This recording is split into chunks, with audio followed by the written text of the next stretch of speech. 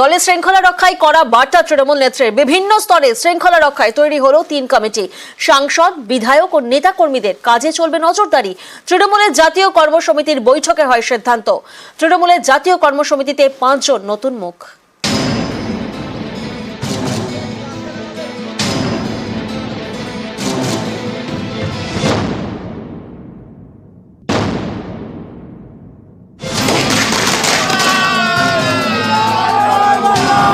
উপনির্বাচনে জয়, বাংলায় সবুজ ঝড়। এবার দলের নেতাকর্মীদের শৃঙ্খলায় জোর তৃণমূল নেত্রীর। তৈরি হলো 3 কমিটি। সোমবার তৃণমূলের জাতীয় কর্মসমিতির বৈঠকে ঠিক হয়েছে সাংসদ, বিধায়ক ও নেতাকর্মীদের কাজে নজরদারি করবে 3 শৃঙ্খলা রক্ষা কমিটি। সংসদে, বিধানসভা এবং দলীয় স্তরে শোকজের উপযুক্ত জবাব না পেলে সাসপেন্ড করা হবে। কেউ 3 বার শোকজ হলেও সাসপেন্ড। কোন সদস্য অথবা সদস্যার কাছে 3টি শোকজ নোটিশের যদি উপযুক্ত জবাব না পাওয়া যায় তাহলে তাদের সাসপেন্ড করবে পার্টি। এই বৈঠক থেকে এই সিদ্ধান্ত নেওয়া হয়েছে। তৃণমূলের কর্মসমিতির সদস্য সংখ্যা বাড়ানো হয়েছে, 22 থেকে বেড়ে হলো 27।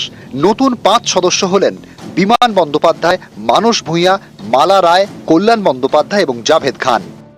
কর্মসমিতিতে সংযোজনে রয়েছেন বিমান বন্দ্যোপাধ্যায়, ডক্টর মানস ভূঁইয়া, মালা রায়, কল্যাণ বন্দ্যোপাধ্যায় এবং জাভেদ খান।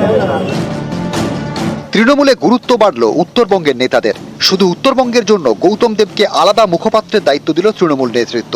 চা বাগানের বিশেষ দায়িত্বে মলয় ঘটক। সোমবার দলের জাতীয় কর্মসমিতির বৈঠকে মমতা বন্দ্যোপাধ্যায় বলেন, উপনির্বাচনে জয় আমাদের দায়িত্ব আরও বাড়িয়েছে। সকলকে একসঙ্গে চলতে হবে, বোঝাতে হবে পাশে আছে তৃণমূল। পাখির চোখ 26-এর বিধানসভা ভোট।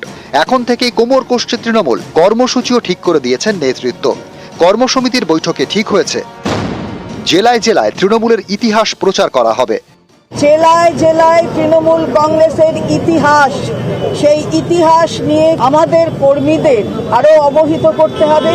তারা সেই ইতিহাস জানবেন এবং মানুষের কাছে পৌঁছবেন। তৃণমূল কংগ্রেস নেত্রীর সারা জীবন দিয়ে তিনি যে ইতিহাসটা তৈরি করেছেন, সেই ইতিহাসের প্রতিফলন হয়েছে 98 সালে নতুন একটা দল গঠন করে।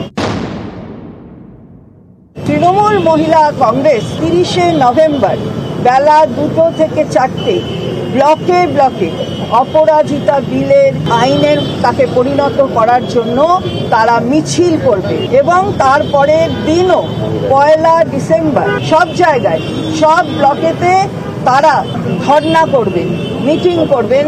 2টো থেকে 4টে ধর্ণা, তার মধ্যে দিয়েই তাদের বক্তব্য রাখবেন। পার্লামেন্টে আমাদের সাংসদরা অত্যন্ত গুরুত্বপূর্ণ ইস্যু নিয়ে তারা কথা বলবেন।